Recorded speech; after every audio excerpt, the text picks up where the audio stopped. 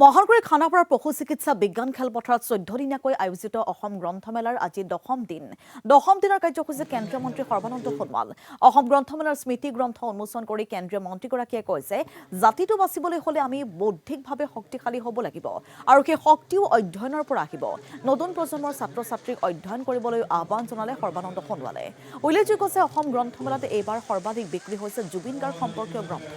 বনলতাই প্ৰকাশ কৰি উলিওৱা মৃত ঈশ্বৰ আৰু জুবিন বৈভৱ গ্ৰন্থ দুখনৰ সমাদৰ আটাইতকৈ বেছি। এই পৰ্যন্ত গ্ৰন্থমেলাত 4.70 কোটি টকাৰ গ্ৰন্থ বিক্ৰী হৈছে বুলি জনালে আয়োজক অসম প্ৰকাশন পৰিষদে।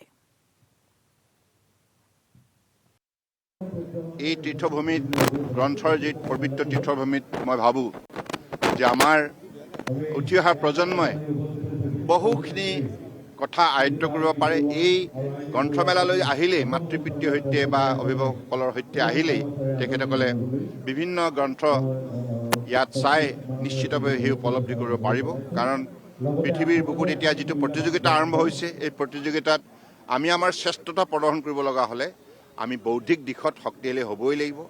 আৰু এই ক্ষেত্ৰত যদি আমি শক্তিশালী হ'ব লগা হয়, অধ্যয়ন কৰিবই লাগিব, গ্ৰন্থৰ তাৎপৰ্য আমি উপলব্ধি কৰিব লাগিব।